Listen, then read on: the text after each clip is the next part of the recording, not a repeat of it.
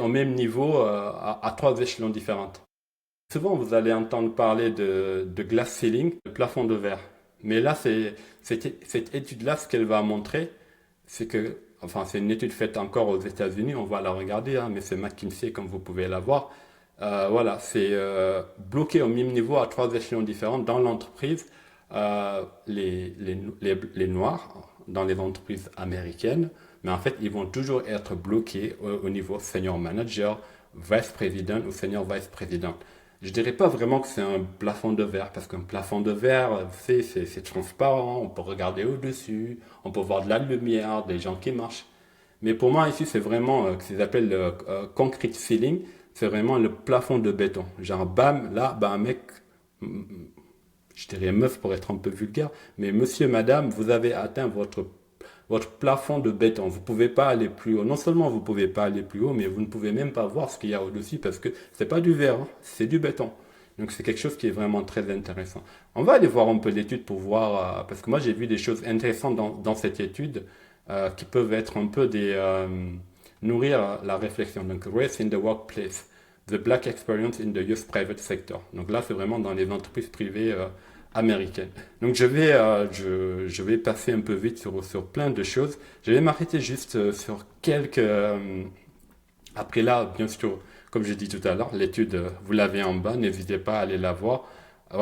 Presque la moitié des Afro-Américains voilà, sont dans des secteurs, par exemple la santé, retail, accommodation and food services. Ils sont plutôt dans les métiers du service, service à la personne, etc. Et là, en fait, dans cette étude, je vais vous montrer quelques retours de gens qui sont dans ces boîtes-là. Je vous laisserai vraiment regarder les chiffres dans les détails. Je pense que pour ce live, pour ne pas que ça prenne trop de temps, on va se concentrer juste sur quelques éléments qui ont été pris par-ci, par-là. Donc je vais scroller un peu, je les avais identifiés. Donc là, c'est intéressant. The Black Experience in the Workplace Finding from Participating Companies. Ok, donc là, c'est vraiment ce qu'ils ont trouvé. Et voilà. Là, ce qu'ils disent, we need to have a pipeline from field to HQ. Donc, on a besoin en fait d'avoir une source de talent noir du plus bas de la pyramide jusqu'en haut de la pyramide, HQ, Headquarters. Voilà. Donc, c'est pas juste dire, si vous allez sur la base de la pyramide, ouais, on a beaucoup de blagues, vous inquiétez pas. Donc, on est une boîte où on a de la diversité.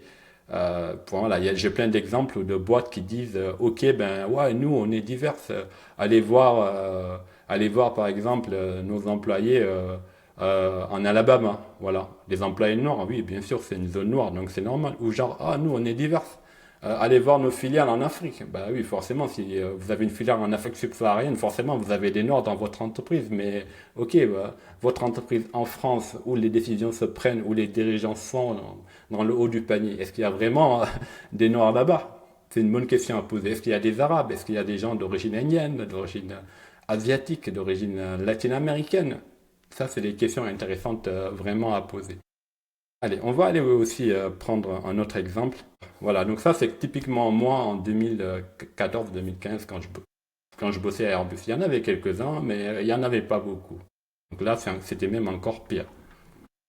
On va continuer. Fort.